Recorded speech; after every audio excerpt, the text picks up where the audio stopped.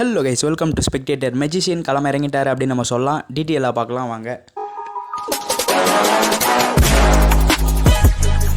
So ரொம்ப நாள் காத்துட்டு இருந்த நியூஸை நம்ம சென்னை எஃப்சி பார்த்தீங்கன்னா ஒரு வழியாக முடிவுக்கு கொண்டு வந்துட்டாங்க அப்படின்னு நம்ம சொல்லலாம். நம்ம ரஃபேல் பார்த்தீங்கன்னா நன்றி சொல்லும் விதமாக இப்போ அவருக்கு ரீப்ளேஸ்மெண்ட் பிளேயரை சைன் பண்ணியிருக்காங்க. பிரேசிலிருந்தே பார்த்தீங்கன்னா இந்த ஒரு அட்டாக்கிங் மிட்ஃபீல்டரை இறக்கியிருக்காங்க, அதாவது சைன் இன் பண்ணியிருக்காங்க அப்படின்னு நம்ம சொல்லலாம்.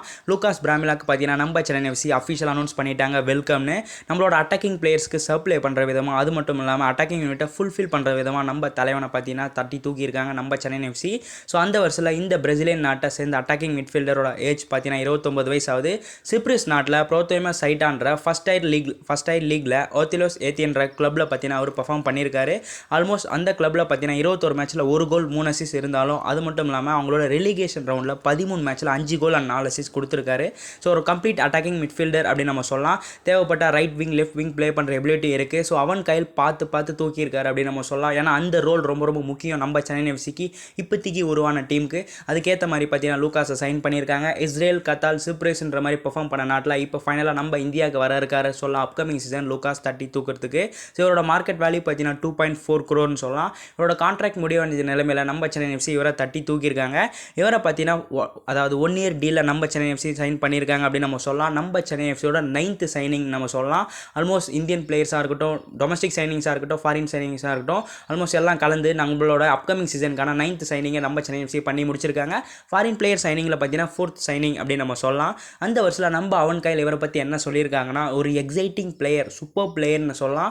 அது மட்டும் இல்லாமல் அப்கமிங் சீசன் யங் பிளேயர்ஸ்க்கு பார்த்தீங்கன்னா ஒரு சூப்பர், எப்படி சொல்கிறதுனா, ஒரு லீடராக இருப்பார். அவரோட குவாலிட்டி அங்கே பிளேயர்ஸ் பார்த்தீங்கன்னா கற்றுப்பாங்க அப்படின்ற மாதிரி சொல்லியிருப்பார். கிரியேட்டிவிட்டியாக இருக்கட்டும், கோல் ஸ்கோரிங் எபிலிட்டியாக இருக்கட்டும், எல்லாமே சூப்பராக இருக்குது இவர்கிட்ட. ஸோ அனதர் ஒரு பிரேசிலியன் பிளேயர் இப்போ சென்னைக்காக சம்பவம் பண்ண இருக்காரு அப்படின்ற மாதிரி நம்ம அவன் கையில் சொல்லியிருப்பார்.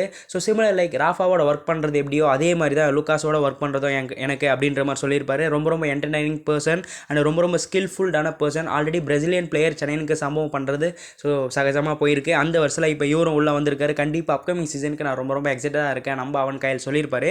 இதில் என்ன முக்கியம்னா, இந்த பிளேயர் லூகாஸோட சைனிங்க்கு பார்த்தீங்கன்னா ஏகப்பட்ட டீம், ஏகப்பட்ட கிளப் பார்த்தீங்கன்னா ஹை காம்படிஷன் இருந்துச்சு இவரோட சிக்னேச்சர் வாங்குறதுக்கு அப்படின்ற மாதிரி அட்ரஸ் பண்ணியிருப்பாரு. ஏன்னா லாஸ்ட் சீசன் சிப்ரேஸில் அந்த லீகில் பார்த்தீங்கன்னா ரொம்ப நல்லா பர்ஃபார்ம் பண்ண காரணத்தினால யூரோப் பேஸ்டு கிளப்ஸ் பார்த்தீங்கன்னா ஏகப்பட்ட கிளப் அவர் அப்ரோச் பண்ணாங்க. பட் ஃபைனலாக நம்ம சென்னை எஃப்சி அவரை தட்டி தூக்கியிருக்காங்க அப்படின்ற மாதிரி அட்ரஸ் பண்ணியிருப்பாரு. இவர் பார்த்தீங்கன்னா ஸோ ரொம்ப ஒரு quality attacking midfielder. So upcoming season பார்த்தீங்கன்னா ரொம்ப எதிர்பார்ப்புடன் இருக்கேன். ஸோ கண்டிப்பாக அவரோட ஒர்க் பண்ண அப்படின்ற மாதிரி அவன் கையில் சொல்லியிருக்காரு. கண்டிப்பாக அவரும் நல்லா ஷைன் பண்ணுவார், சென்னை எஃப்சி நெக்ஸ்ட் லெவல் கொண்டு போவார். இதில் என்ன முக்கியம்னா, ஆஸ் அ பிளேயராக அவரை இம்ப்ரூவ் பண்ணியிருப்பார் அப்படின்ற மாதிரி சூப்பராக சொல்லியிருக்காரு நம்ம அவன் கையில். சரி, ஓகே. மறுபக்கம் நம்மளோட பிளேயரான லூகாஸ் பிராமிலா பார்த்தீங்கன்னா 134 மேட்ச்சில் 22 கோல் அண்ட் 24 அசிஸ்ட் கொடுத்த நிலைமையில் அவர் சென்னைக்கு வர்றதை என்ன சொல்லியிருக்காருனா, நான் ரொம்ப ஹாப்பியாக இருக்கேன் அண்ட் இந்த ஒரு கிரேட் கப்பில் ஜாயின் பண்ணுறதுக்கு. இதில் என்ன ரொம்ப முக்கியமாக சொல்லியிருப்பார்னா, ஸோ இங்கே எக்ஸ்பெக்டேஷன் ரொம்ப ஹியூஜாக இருக்குது. ஸோ கண்டிப்பாக நான் அதுக்கேற்றதை ஃபுல்ஃபில் பண்ணுன்ற மாதிரி தான் அவர் சொல்லியிருக்காரு. ஏன்னா அந்த ரோல் ரொம்ப முக்கியமான ரோல். அவன் கையிலுக்கும் தெரியும், ஆஸ் அ பிளேயராக லூகாஸ்க்கும் தெரியும். ஸோ என்னால் பொறுத்துன்னு இருக்க முடியல, எப்போ அந்த ஷர்ட்டை வியர் பண்ணி ஸோ என்னோட பெஸ்ட் இன் ஃபீல்டில் கொடுக்க போகிறேன் அப்படின்ற மாதிரி ரொம்ப எக்ஸைட்டடாக ஷேர் பண்ணியிருப்பார் லூகாஸ். அப்கமிங் சீசன் அப்போ சம்பவம் இருக்குது அப்படின்னு நம்ம சொல்லலாம். இப்போதைக்கு ஃபாரின் கோட்டா நம்மளுக்கு முடிவடையது போகுது அப்படின்னு நம்ம சொல்லலாம். Ryan Edward, Elsinho, Daniel Chima Chukwu, Wilmar Jordan, இப்போ லூகாஸ் உள்ள நுழைஞ்சிருக்காரு அப்படின்னு நம்ம சொல்லலாம். கான்ட்ராக்ட் செஷன் கூடிய சீக்கிரத்தில் நம்ம கோனாச்சேலுக்கு வந்துருன்ற மாதிரி சொல்லலாம். அண்ட் நன்றி பார்த்தீங்கன்னா நம்ம எதிர்பார்க்கலாம், யாருக்குன்னு உங்களுக்கே தெரியும். ஸோ நம்மக்கிட்ட இருக்கிற 2 ஸ்ட்ரைக்கர்ஸும் பார்த்தீங்கன்னா ஒரு சூப்பர் ஃபினிஷர்னே சொல்லலாம்.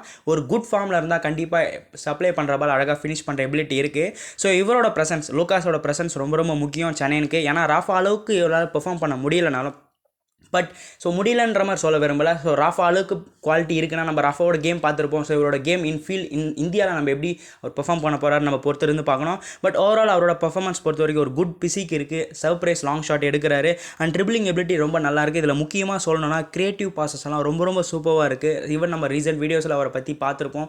ஸோ அதுலேருந்தே தெரியுது. ஸோ ஒரு குட் பிசிக், நல்ல ரன் ஷோ பண்ணுறாரு அண்ட் அந்த கிரியேட்டிவ் பாசஸ் ரொம்ப சூப்பராக மூவ் பண்ணுறாரு அப்படின்னு நம்ம சொல்லலாம். ஸோ அந்த வருஷத்தில் அதை அப்படியே ரிப்ளிகேட் அப்கமிங் சீசன் சென்னைக்காக அதை அப்படியே ரிப்ளிகேட் பண்ணுவார்னு எதிர்பார்க்கலாம்.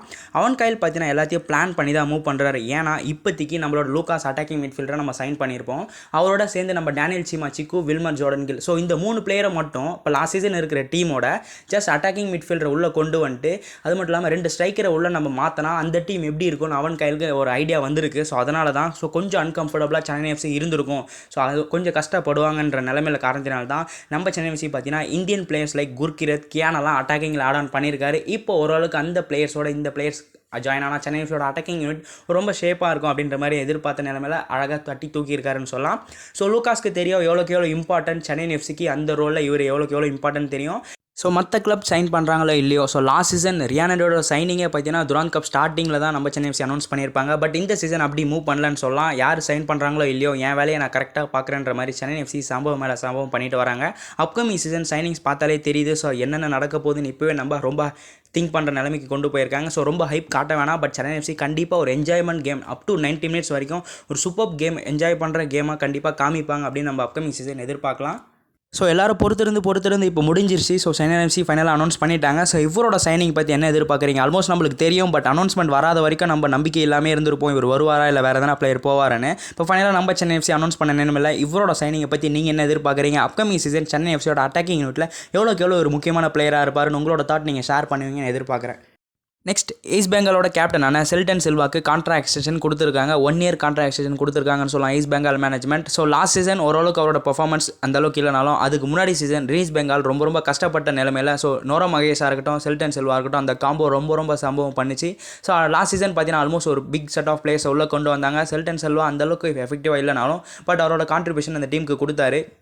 இப்போதைக்கு இந்த சீசன் தரமாக ரெடி பண்ணியிருக்காங்க. அவர் மட்டும் ஃபார்முக்கு வந்துட்டா ஆல்மோஸ்ட் டேமான் டேக்கர்ஸோட சேர்ந்து செல்டன் சில்வா ஒரு மிரட்டலான அட்டாக்கிங் யூனிட்டாக இருக்கும் ஈஸ்ட் பெங்கால். அந்த வருஷம் செல்டன் சில்வா பொறுத்த வரைக்கும் 37 வயசு, அது ஒரு கம்ப்ளீட் ஸ்ட்ரைக்கர். ஸோ பெங்களூர் எஃப்சியில் சம்பவம் பண்ணியிருக்காரு. அதுக்கப்புறம் பார்த்தீங்கன்னா அப்படியே இப்போ ஈஸ்ட் பெங்கால் மூவ் பண்ணியிருக்காரு. கண்டிப்பாக ஈஸ்ட் பெங்காலில் அவரோட பொட்டன்ஷியலை காமிப்பார் அப்படின்னு நம்ம எதிர்பார்க்கலாம். ஏன்னா லாஸ்ட் சீசனே பார்த்தீங்கன்னா என்ன தான் அவரோட ஃபுல் பொட்டன்ஷியலை இனிஷியல் மேட்ச்சில் காமிக்கலனாலும் ஆல்மோஸ்ட் 21 மேட்ச்சில் 8 கோல் அண்ட் 3 அசிஸ்ட் கொடுத்துருக்காருன்னு சொல்லலாம் நம்ம செல்டன் சில்வா. அது மட்டும் இல்லாமல் சூப்பர் கப்பில் 5 கோல் அண்ட் 1 அசிஸ்ட் கொடுத்துருக்காரு 5 மேட்ச்சில் அப்படின்னு நம்ம சொல்லலாம். ஸோ ஒரு கம்ப்ளீட் ஸ்ட்ரைக்கர், ஒரு குட் ஹெட்டர் அப்படின்னு நம்ம சொல்லலாம். ஸோ கண்டிப்பாக ஈஸ்ட் பெங்காலுக்கு ஒரு சூப்பர் ஸ்ட்ரைக்கர்னா அது இவர்னே சொல்லலாம். டேமான் டேக்கர்ஸ் உள்ள வந்திருக்காரு. பட் கம்பேர் டு செல்டன் சில்வானா ஸோ பாஸ்ட் 2 சீசன் ரொம்ப லாயலாக அந்த கிளப்புக்கு ஹெல்ப் பண்ணிட்டு வராரு. இப்போ அப்கமிங் சீசன் கண்டிப்பாக சம்பவம் பண்ணிருக்காங்க. AFC சாம்பியன்ஸ் லீக் 2ல கூட சம்பவம் பண்ண காத்துட்ருக்கு அப்படின்னு நம்ம சொல்லலாம். ஸோ ஈஸ்ட் பெங்காலோட அப்கமிங் சீசன் எப்படி இருக்க போது உங்களோட தாட் நீங்கள் சொல்லுவீங்க எதிர்பார்க்குறேன். நெக்ஸ்ட் இகாஸ் டிமாக்கு நன்றி தெரிவிச்சுட்டாங்க. புது கோச்சை தேடிட்டு வராங்க. அந்த வருஷத்தில் இகாஸ் டிமாக் பார்த்தீங்கன்னா ஒரு சேட்டிங் பார்த்தீங்கன்னா நம்ம ஃபேன்ஸோட மேக் பண்ணோன்ற மாதிரி ஆசைப்பட்டிருக்காரு. ஆக்சுவலாக அவர் என்ன சொல்லியிருக்காருன்னா, ஸோ கண்டிப்பாக நீங்கள் எல்லாம் ரொம்ப ஸ்ட்ரெஸ்டாக இருப்பீங்க. ஸோ ஒரு சில பேருக்கு என்ன பிடிக்காது. ஏன்னா ரீசெண்டாக இந்தியன் டீமோட கஷ்டப்பட்ட நிலமையில் நேஷனல் டீம் ரொம்ப கஷ்டப்பட்டாங்க. ஸோ ஃபியூ மந்த்ஸாக பெருசாக அவங்களோட வின்னிங் ஸ்ட்ரீக் பெருசாக இல்லை, ரொம்ப புவர் கேம். ஸோ அதனால் கண்டிப்பாக யாருக்குமே என்ன பிடிக்காது, ரொம்ப கோவத்தில் இருப்பீங்க. பட் உங்களுக்கு பார்த்தீங்கன்னா எல்லாத்தையும் இதுக்கான கேள்வி கேட்கறதுக்கான ரைட்ஸ் உங்களுக்கு இருக்குது. ஸோ என்ன மிஸ்டேக், என்ன இம்ப்ரூவ் பண்ண வேணும், ஸோ உங்களோட தாட்டை நீங்கள் கேட்கறதுக்கான ரைட்ஸ் இருக்குது. ஸோ கண்டிப்பாக நான் ஒரு ட்ரூ இந்தியன், கண்டிப்பாக இந்தியன் டீமை நெக்ஸ்ட் கொண்டு போகணும்னு எனக்கும் ரொம்ப ஆசை. அதனால் சரியாக நம்ம சேட்டிங் மேக் பண்ணுறதா அப்படின்ற மாதிரி சொல்லியிருக்காரு. ஸோ கண்டிப்பாக அதில் பார்த்தீங்கன்னா ஏகப்பட்ட கேள்விக்கு அவர் பார்த்தீங்கன்னா அதுக்கான பதில் தருவார் அப்படின்னு நம்ம எதிர்பார்க்கலாம். ஸோ கண்டிப்பாக IFA, அதாவது ஆல் இந்தியன் ஃபுட்பால் ஃபெடரேஷனில் என்ன தான் நடந்துட்டுருக்கு, ஸோ என்ன தான் ஒரு பாலிடிக்ஸ் போயிட்டுருக்கு, ஸோ நியூ கோச் யார் வர போகிறாங்க, இவருக்கு என்ன ஆச்சு, ஸோ எதனால் இவரோட குட் பர்ஃபார்மன்ஸ் காமிக்க முடியலன்ற மாதிரி ஒரு ஃபேன்ஸ் இன்ட்ராக்ஷன் செஷனாக நாளைக்கு இருக்கும் அப்படின்னு நம்ம எதிர்பார்க்கலாம். கண்டிப்பாக முடிஞ்ச வரைக்கும் அவரோட தாட் எது ரொம்ப வேல்யூபிளான தாட்டாக இருக்கும். ஸோ முடிஞ்சால் நாளைக்கு நான் அதை ஒரு வீடியோவாக உங்களுக்கு கன்வெர்ட் பண்ணுறேன் ட்ரான்ஸ்ஃபர் நியூஸோட. ஸோ மேலும் Indian football news and transfer news தெரிஞ்சுக்க ஸ்பெக்டேட்டரை ஃபாலோ பண்ணிக்கங்க. Let's go Indian football.